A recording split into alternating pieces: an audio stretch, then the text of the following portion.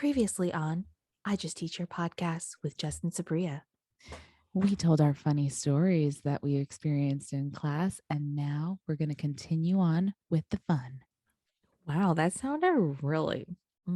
Hey, everyone. Welcome back to our second episode of The Funniest Things We've Ever Heard as a Teacher. Here it is. This is take 2 on our hilarious stories. Let's take it away from last week. But let's actually talk about last month. We had, it was a very natural conversation actually, because it was Valentine's Day and we were talking about love and marriage with our students. And Oh my gosh. the How did we conversation we even had. I think how did we even start off with it? Was it just like, it was kind of like a, what do you want to do when you grow up Mhm. for Valentine's Day kind of, what do you think? Maybe we were asking what we should do for Valentine's Day. And then, our kids were kind of like immediately spurred. It's like as if they wanted to talk about this for so long. They've been holding it in. And they're like, one of them started off, when I get older, I do not want to have a wife or a girlfriend. And then Jess and I looked at each other and we were like, What? yeah, we want to have this conversation right now. We're like, this is social skills. This is social skills. This is what I'm saying. And this is, I'll allude to this later, but this is exactly what the 5-minute lesson plan or the 5-second lesson plan is going to be for our next episode, because this is when it happened. And it is one of the greatest teaching moments of my career, I think, having this conversation with our 4th grade boys. Mhm. So one of them started off right away. He was absolutely sure. Absolutely not. I do not want a girlfriend and I do not want a wife. And so then we inquire, Like, why? why? Tell me this. Do you remember what his response was? He said, well, I don't want to sleep next to someone, and I don't want to have to go on a stage and kiss them on my wedding day on the lips. Yeah. And then immediately our other boys are like, I do. And some of them are like, I don't. But one of them said, I do, because if you don't have a wife, who's going to take care of your kids? And that's when we talked a lot about gender roles and like, buddy, no, both parents take care of the kids. Okay. But Well, that he was was very adamant about that. He was like, well, because if I get a wife, then comes the kids. And then you were like, well, who's going to take care of the kids when, they're crying? Oh, I think my wife will. And then another child on the side is like, good answer, good answer. And we're like, it was oh my like gosh. Family Feud. It was like Family Oh. Feud, legit. But actually, the funniest thing after that is like the next day they were still chatting about it. And this boy was like, to the other boy that didn't want to have anything to do with women, was like, I think I might need 2 wives. And then he's like, why? And then he's like, I think I need 2 wives because, like, what if the first wife is like busy? What if she's busy when the baby is like crying? Then, then what am I gonna do? And then the boy goes, well, then you have to take care of the baby. And he goes, no, I think that's why I need a second wife. And then the other kid goes, no, but that's called cheating. And you can go to jail for that. Yes. Yes, you can. Yes, you can. And that's exactly what we told them. You can absolutely go to jail for that. They think of these things all on their own. Like, I was just like, happened to be on the side listening. It was not a conversation I was part of. I was all up in it. I was soaking it all in. I wanted to know everything. I wanted to know where they would go on dates. And they said that they would go to a restaurant and maybe eat spaghetti together. And I'm like, oh, well, clearly we all watched Lady and the Tramp. Got it. Everyone's eating spaghetti. I'm like, is that the only thing you eat on a date? And they're like, yeah, that's the only thing you eat on a date. And I was like, got it. You know what's funny is I feel like multiple kids said that. It wasn't just him, like in past years too. They're Mm-hmm. like, we're gonna go eat spaghetti and meatballs. I was like, oh, interesting. And then our other boy said that he's not gonna have a wife, but he's just gonna live in nature in harmony with all of the animals and birds. That's right. I was like, okay, all right, a little Tarzan-esque, but it's cute. All Mhm. right, I'll take it. I double checked with that student to see if he was going to live with mom and dad, but he said absolutely not. I'm going to live in the was it the mountains? Yep. Well, live in the mountains in nature. And we were like, All random. right, you go, boy. All right, bud. So yeah, so that is what our students felt about marriage. So just to sum it up, if you cheat, jail time. Mhm. A good reason to not have a wife is because you don't want to share your bed, your toys, or your food. Oh, and he said that he doesn't want to get married because later on the wife might break up with you and she's going to take all your money. It's That's called divorce. That's what he said. Isn't it so interesting? This is fourth grade. Like, where did you figure that out? Where did you hear about divorce and apparently getting paid after your divorce? Very interesting what I kids did really ask hold him. We on were to. like, where did you hear that? He goes, "Oh, a show that I probably wasn't supposed to be watching." Fact. The honesty is that So hits good. home. That's really good. And then a good reason to get married and then also to have multiple wives is if one wife, to have a wife is to have someone who does things for you, fulfills things that you don't want to do, and then maybe get a second one in case that one's busy doing things. So take what you will from these kids and You have a lot apply to it learn from these children. apply it as needed. Now, our stories aren't all lovely conversations and butterflies, right? Sometimes they're nasty. They're not Mm. they're not cute. And so, Jess, I'm going to give these stories to you because I think you have I have taken the my share of cake. them. And I mean, honestly, most of them aren't even funny. So I think maybe we might need like a gross episode because I have a lot of gross things that have happened. But one that I kind of remember that was funny, we had this child that many years ago, he farted all the time. And they literally, I don't know what he ate, but it smelled like straight trash. Like it was disgusting and gross everything. And I know farts smell in general, but his were like toxic. And at that time I was trying to teach him how to tie his shoelace because he was a little bit older. He was like I think 5th grade, but he wasn't sure how to tie them. And I was also trying to teach him how to get his foot into his shoe using like a shoehorn because he could never get his foot in without untying the whole entire thing. So he's standing up as he's trying to get his shoe on. I am squatting down, taking the shoehorn and sticking it behind his shoe, I mean behind his foot. Heel. So my face is behind him. And as I was like, push harder to get your foot down. And so Oh, as he he's did. pushing, He did it. he right? And it was so disgusting to the point it blew. I felt the hot air blow onto it was right That is here, so the one side of my nostril down to the side of my cheek and the side of my lip. And I felt that heat. It felt almost wet and I gagged. Like it was, bro, the I way literally you was like, described that. I need to paint that for everyone. I was like, and then he goes, I'm sorry. And I was like, oh my God. And I couldn't even stand up. I had to just sit on the floor because I was closest to the floor. And I was like, I need a moment. I just need a moment. That was really gross. I feel like a lot of our kids, it's so interesting, have no qualms about fart and like good for them, but they have no issue with farting. There's Mm-mm. no embarrassment that is felt ever by any of our students. I feel like it's like, whoops, sorry about that. Like it's a great way to be. However, I wish you were a little sorry that you farted near me. And there have been so many times, and I'm sure you've heard me, where I was just like, get out. All the time. And they're just like, what? I'm like, you are not allowed to do that in the speech room. if you need to do that, you need to excuse yourself. Now go all the way to the bathroom and make sure you're okay, because it doesn't smell like you're okay. I don't think you are.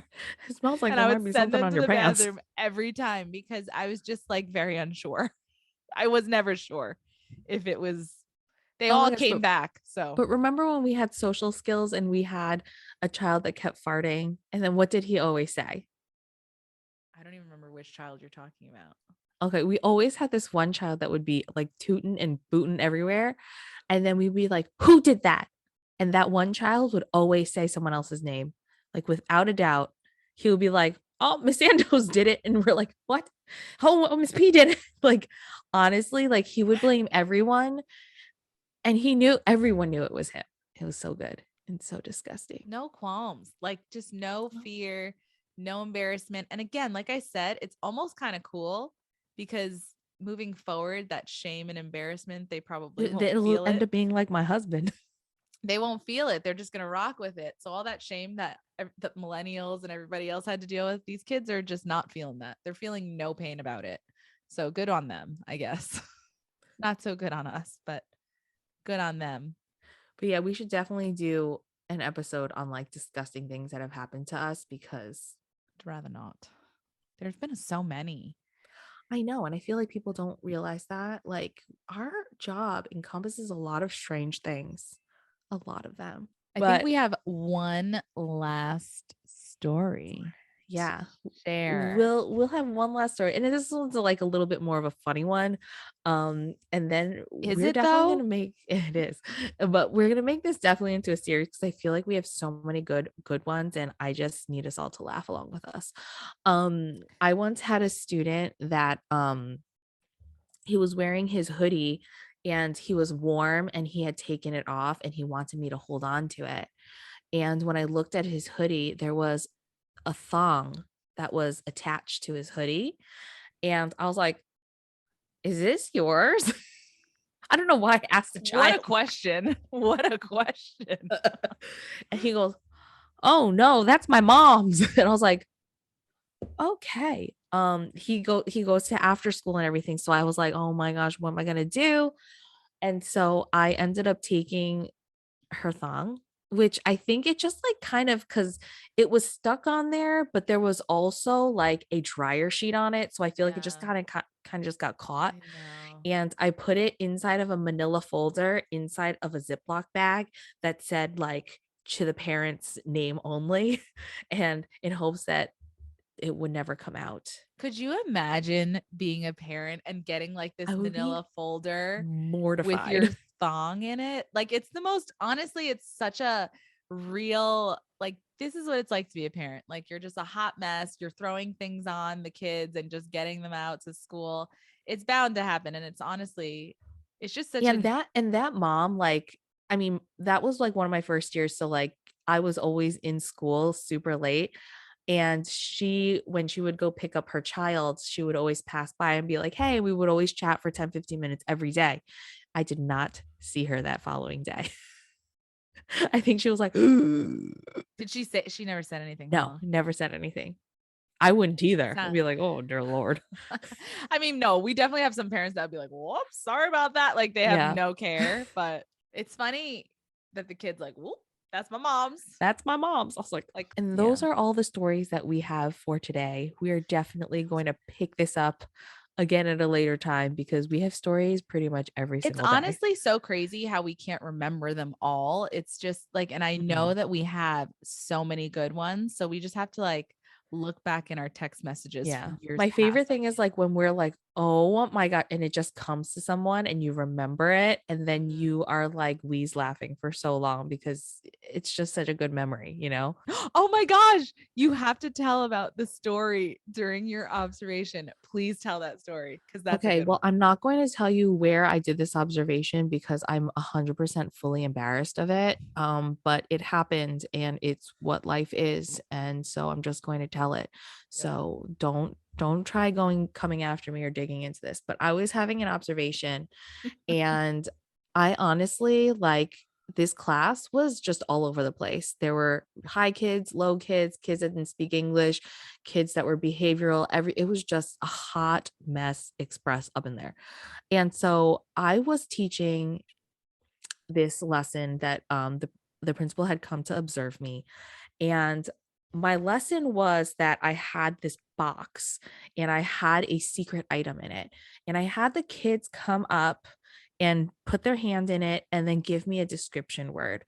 Um, I would write it down and then we would continue and then we would guess what the product was. Uh, well, one of my students who did not speak English at the time Did raised he his though? hand Did he and not speak English at the time? I don't know what he spoke. Questionable, but Um, okay. he was an ENL kid, but it was just very questionable. Like he just didn't speak very much.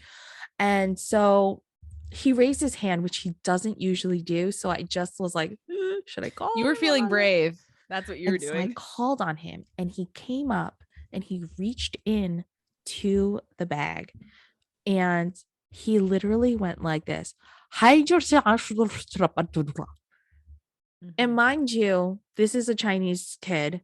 And sometimes I try to speak to him in Chinese, but sometimes I feel like he got it, sometimes he didn't. But he literally just spewed out gibberish. And because the principal was watching, I pretended that he said something in Chinese. And I was like, oh, yeah, it's round and spiky. Great job. And I wrote it on the board and had him sit down. And And then the worst part afterwards was the principal was like, wow, that is amazing that you just like switched it and was like bilingual for this child. And I was like, yep, that is exactly what happened. Yep. I understood gibberish and I just went along as if it was correct. And I am a terrible person, but here we But are. you know what? If I didn't say anything, nobody would have known. Like nobody. Yeah, no. But I had guilt in my heart.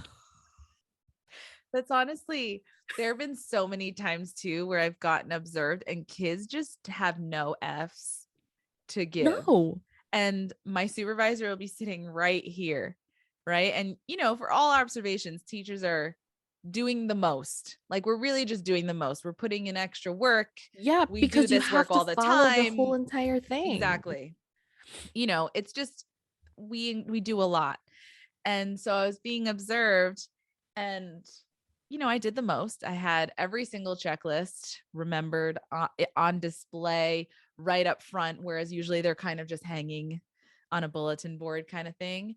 And so we had it all up and I had one of my students they take it and they straight up just say to me, well, why do we have this? And I'm like, well, this is your strategy that we've been using, that we use all the time. He's like, you never use this. It's usually over there on that board and we look at it. And I'm like, Can you shut up? and my supervisor had a great humor about it. Like she was just dying laughing, but I was just like, can I live? And then I had to have a whole meeting with them about it afterward. Like when there are guests and you have private things to say that might embarrass someone or make someone feel bad, maybe save it until after their supervisor leaves. Oh my Yeah, God. well, the same chicken breast child also did that on my first observation. And he was like, so are you, and this is actually his voice when he says, so are you making this like really cool jazzy presentation because like she's here? And I was like, are you freaking kidding me right now? And then, I mean, she was like, she laughed about it. And I was like, no. I mean, the fact that a third grader uses the word jazzy says all you need to know about this child. He's about 80 years old in a third grade body. He really was. Oh my God. Same student when you did the 100-year. Oh, our baby boy. What did you do with their pictures? You like aged them to 100 Yeah, I years. used like one of those apps. Oh, I don't think, did I save that picture? I don't know if I did because it was like in my Facebook like thing, Memories. Yeah, in my Well, Facebook well, memories. so this student, she gave them the pictures and then she had them write. What was the prompt? Like, what would you be like at 100 years Yeah. old? And this guy just went straight physical, and he said, I think I'll look like a stuffed sausage. A And I was soft like, sausage. oh, a soft sausage. I was like, that is the best thing I've ever heard. I was like, I'll be Soft sausage. what will he be doing? He's like, I'll be fighting crocodiles and skydiving over a volcano. And you're like, what? Yeah. As a stuffed sausage. So Yeah. And then the other kid was like, well, my parents will be dead and I'll probably be eating a lot of medicine. And I'm like, oh my gosh. Jeez. That was the allergy dust child. So that's all the stories we have for today. I'm sure we'll have many, many more to come. We hope you enjoyed this episode. We'll see you guys next time. Peace Bye. out.